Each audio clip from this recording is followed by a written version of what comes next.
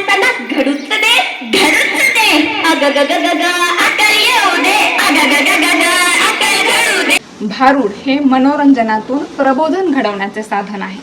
गंभीर विषय अगदी हलक्या फुलक्या पद्धतीने सर्वसामान्य लोकांपर्यंत पोहोचवले जातात. भारुडाची भाषा ही अस्सल मराठी बोलीभाषा असल्याने सर्वसामान्य मराठी काळजापर्यंत थेटच पोहोचते. संत एकनाथांनी सर्वप्रथम भारुडाला सर्वसामान्य जनतेपर्यंत पोहोचवलं. जातपात असेल, अंधश्रद्धा असेल, या आणि अशा अनेक अनिष्ट रूढी परंपरांवर घणाघाती हल्ले चढवले. मराठी साहित्यातील भारूड हा काव्यप्रकार लोकप्रबोधनाचं उत्तम माध्यम आहे.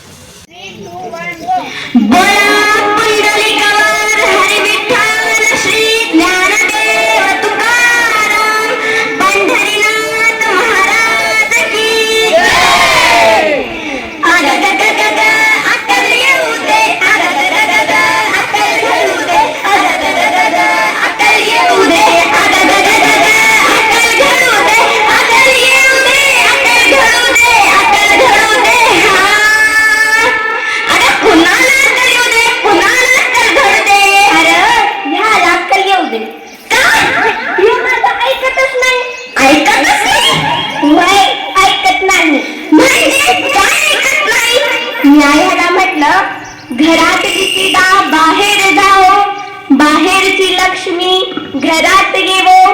आणि एडानो नीट ऐका बरं का, घरची लक्ष्मी सुखात राहो. म्हणजे अरे अजून समजलं नाही तुम्हाला? नाही तर ऐका. मळवट फासून दगडाला काय करते का? मळवट फासून दगडाला देवी म्हणती माणस, पण हाडा मासाच्या बाईला आवामच्या सारख्या बायांना दासी करती माणस. मग अशा माणसांना घडूच दे अग ग ग ग ग अकल येऊ दे अग ग ग ग ग अकल घडू दे अग ग ग ग ग अकल येऊ दे अग ग ग ग ग अकल घडू दे अकल येऊ दे अकल घडू दे अकल घडू दे अकल येऊ दे अकल घडू दे अकल घडू दे अकल येऊ दे अकल. काय झालं? तुझं काम फक्त घरात बसायचं आणि मूल सांभाळायचं असतं. मग तुमचं काम काय? बाहेर जायचं, मजा करायचं आणि जीवाची मुंबई करायचं. हे बघा झालं यांचं. काय सुरू झालं? कंपॅरिझन. कोणतं रिझन? कंपॅरिझन म्हणजे बया तुलना म्हणा, तुलना करणं सोडा.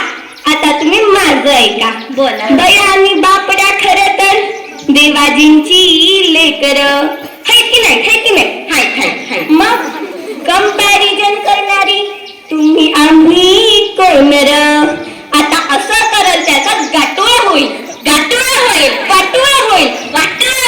अग ग ग ग ग गाठोळा होईल. अग ग ग ग वाटोळा होईल. अग ग ग गाठोळा होईल. अग ग ग ग ग वाटोळा होईल. अग ग ग ग ग अग ग ग ग ग अकल येऊ दे अग ग ग